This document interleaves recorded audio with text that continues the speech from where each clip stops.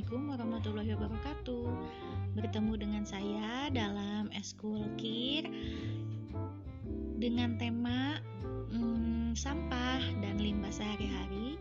Lalu apa yang dapat kita lakukan terhadap sampah dan limbah tersebut sebagai pelajar ataupun sebagai bidang pendidikan, kita dapat melakukan sumbangsi untuk mengurangi sampah atau limbah sehari-hari.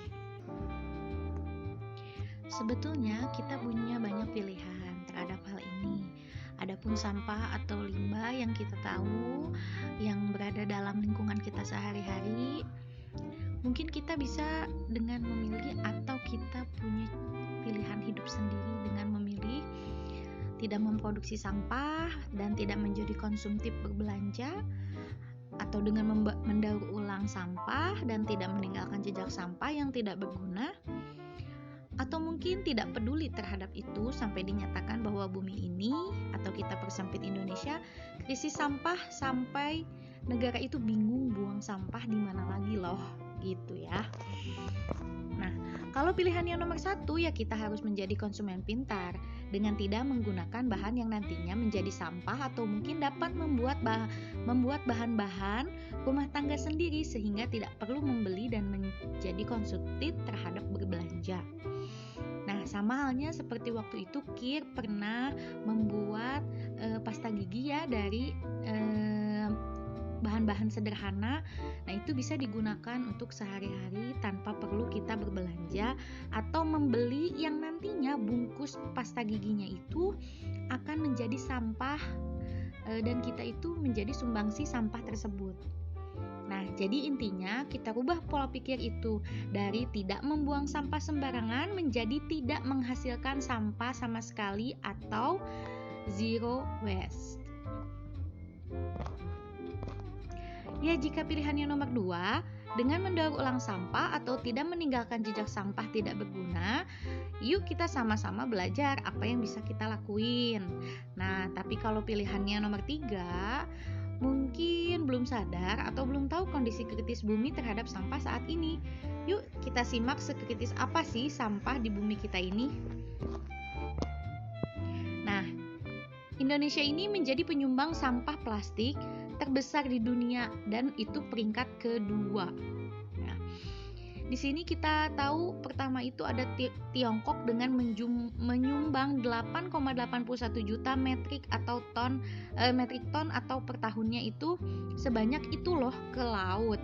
Nah, kenapa bisa ke laut? Nah, karena kita tanpa sadar kita membuang sampah dimanapun saat hujan atau banjir itu akan hanyut. Hanyutnya kemana? Ke bagian paling rendah yang ada di muka bumi, yaitu pantai. Jika pantai 0 mdpl atau 0 meter di atas permukaan laut, ya otomatis sampah yang teraliri dari sungai atau dari hujan itu akan masuk ke laut, ya. Nah, peringkat 2-nya itu ada Indonesia sebanyak 3,21 juta metrik ton per tahun. Nah, ini ada contoh lain yaitu Pantai Kuta Bali yang dulunya indah menjadi penuh sampah yang dikembalikan dari laut sehingga menumpuk di pesisir pantai yang indah ini. Nah, sebelumnya ini ada foto Pantai Kuta 2017 dan kita lihat yang di 2019 itu sangat penuh sampah sekali.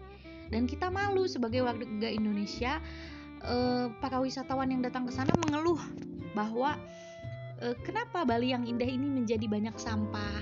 Nah, sehingga mata pencaharian orang masyarakat Bali yang ada di Kuta itu berkurang karena pariwisatanya atau orang-orang yang mau ke sananya itu kecewa karena tempatnya itu banyak sampah. Nah, lalu ini ada foto dari gunung sampah yang ada di Indonesia ya. Sampai pemerintah itu sudah bingung loh untuk menambah lahan gunung sampah untuk pembuangan sampah akhir di beberapa kota di Indonesia. Terbayangkan kan nanti anak cucu kita di masa depan akan terus bergelut dengan sampah yang semakin banyak dari yang kita wariskan. Jika kita tidak merubah gaya hidup mulai dari sekarang, hal ini akan semakin parah. Lalu solusinya apa sih? Ya solusinya itu daur ulang lah ya. Daur ulang itu kan proses untuk mengembalikan limbah-limbah atau bahan yang enggak berguna menjadi kembali berguna sehingga kita bisa gunakan tanpa harus membuangnya. Nah, dengan membuangnya begitu saja, barang-barang ini kan udah nggak kepake lagi. Lalu kita menjadi penyumbang sampah di bumi ini. Nah, jangan sampai kita seperti itu, ya. Sampah itu kan udah kita tahu ya, terbagi menjadi 2 jenis. Ada sampah organik atau sampah yang dapat diuraikan kembali melalui proses alamiah atau degradable. Contohnya daun, ranting, sayuran, sisa makanan. Lalu yang kedua, sampah anorganik atau sampah yang tidak dapat diuraikan lagi oleh alam atau undegradable. Contohnya itu plastik, botol, kaleng, dan yang lainnya, ya.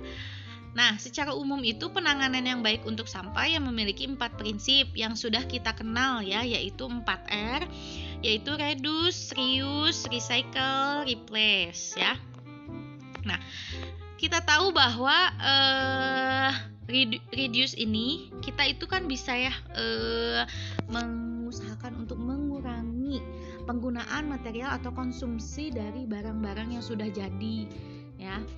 Lalu kita bisa juga reuse, memakai kembali. Jadi kita bisa membuat barang-barang tersebut kembali terguna, ya. Jadi tidak menjadi sampah yang harus dibuang. Recycle itu tadi mendaur ulang ya, memilih dan memilah sampah yang dapat digunakan atau tidak.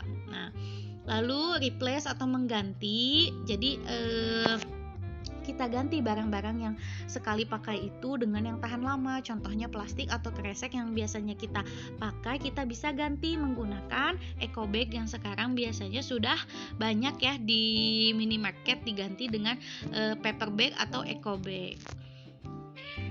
Cara mendaur ulang gimana sih, Bu? Nah, caranya itu banyak loh. Salah satunya bisa membuat kertas daur ulang. Caranya banyak banget. Kamu bisa searching di YouTube bagaimana cara pembuatannya. Dan ini hasil bekas kertasnya itu bagus banget kalau kita kasih warna. Kita bisa jadikan ini bungkus kado atau yang lainnya. Nah, pada saat kita gunakan kertas tersebut, kita berikan ke orang lain tersebut pun kita harus edukasi bahwa sampah kertas yang mereka punya pun bisa didaur ulang kembali. Jadi jangan sampai sampah itu terus-terusan menjadi terbuang atau tidak terpakai kembali, ya. Adapun pembuatan kerajinan dari koran bekas ya, ini banyak sekali contohnya jika kita lihat di gambar ya.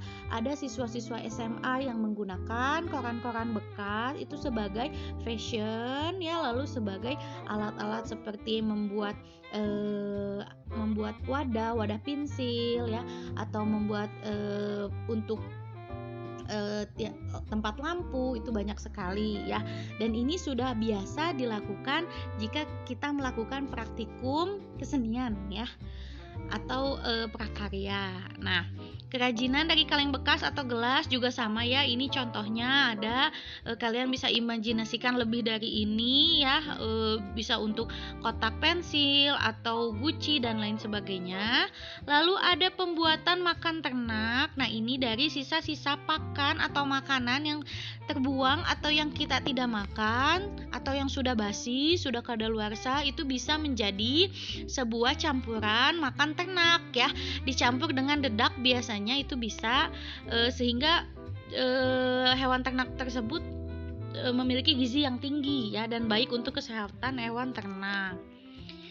Selanjutnya, pembuatan kompos. Di beberapa sampah organik itu mengandung karbon dan nitrogen. Nah, sehingga sampah hijau, daun kering, kotoran hewan, dan lumpur cair juga sebagainya bisa diproses menjadi kompos. Nah, tidak hanya kompos yang digunakan kita sehari-hari, tapi kompos yang dapat dijual kembali sehingga menghasilkan perekonomian untuk kita sendiri ya. Lalu yang sudah canggih lagi, ini ada pembuatan gas metan. Nah, di sini memang jarang diketahui oleh masyarakat umum. Tapi di balik ini pemerintah juga sudah sering melakukan mendidik dan membina orang-orang yang ada di perkampungan untuk membuat gas metan ini ya. Gimana sih caranya gitu ya? Nah, ini ada contohnya pemerintahan Kota Bau-Bau menimbun sampah di dalam tanah, kemudian diberi saluran pipa instalasi gas metan, dan hasil dari gas tersebut disalurkan ke pemukiman warga untuk listrik dan bahan bakar kompor ya. Nah, ini tuh terobosan baru loh yang menginspirasi, sehingga kita nggak harus lagi berebut LPG ya, atau memikirkan lagi LPG yang mahal dan lain-lainnya. Nah, sehingga kita juga bisa mengurangi sampah ya, dan daerah kita akan menjadi lebih bersih dan sehat. Selanjutnya ada bank sampah. Nah, ini program yang banyak sekali terobosannya ada di sekolah-sekolah ataupun di organisasi suatu masyarakat ya. Sampah-sampah ini yang masih berguna akan dikumpulkan, lalu orang-orang tersebut akan menimbang dan menukarnya ke bank sampah dengan uang ya.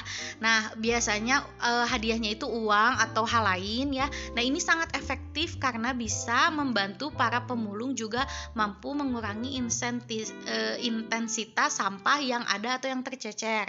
Nah, sehingga nanti bank sampah akan memikirkan sampah tersebut akan diapakan, apakah akan didaur ulang menjadi suatu barang atau akan dikembalikan ke pabrik sehingga pabrik bisa mengolah lebih jauh ya.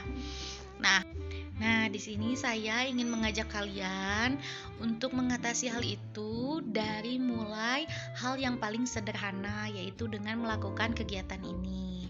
Silahkan kalian bentuk kelompok 2-3 orang, bekerja secara online ya, tidak ada kelompok bertemu atau saling berkunjung, itu tidak ada. Buatlah judul dari tema daur ulang apa saja bebas ya, tapi usahakan yang belum pernah ada sehingga kalian dapat berinovasi apa saja dan bisa menginspirasi orang lain untuk melakukan inovasi yang baru sampai mungkin mereka bisa mendapatkan hal-hal ekonomis dari ide kalian tersebut ya. Buatlah satu lembar flyer atau suatu postingan ya, kalian bisa buat di Canva atau PowerPoint, berisi judul atau nama produk, cara pembuatan dan manfaatnya, juga gambar yang menunjang dalam pembuatan ide kalian ini. Jangan lupa gunakan logo KIR dan logo Smanik juga, cantumkan nama pembuatnya, boleh juga disertai foto kalian ya. Satu kelompok beruntung yang paling favorit akan Ibu berikan gift pulsa 50.000 untuk satu timnya. Nah, batas waktu pengumpulan akan selalu diupdate di WhatsApp group ya. Good luck untuk kalian. Semoga ide-ide brilian kalian ini dapat menginspirasi orang-orang di luar sana untuk melakukan suatu inovasi ya. Jadi kita itu jangan hanya diam saja, setidaknya kita memberikan ide atau inspirasi kepada orang lain untuk memulai hidup yang lebih baik ya. Akhir kata dari saya punya quotes di sini, manusia adalah satu-satunya makhluk yang menebang pohon dan mengubahnya menjadi kertas, lalu menulis selamatkan pohon pada kertas itu. Aneh bukan? Menurut kalian? Ya, salam lestari, salam konservasi dari saya. Wassalamualaikum warahmatullahi wabarakatuh. Jangan lupa di like dan di subscribe ya.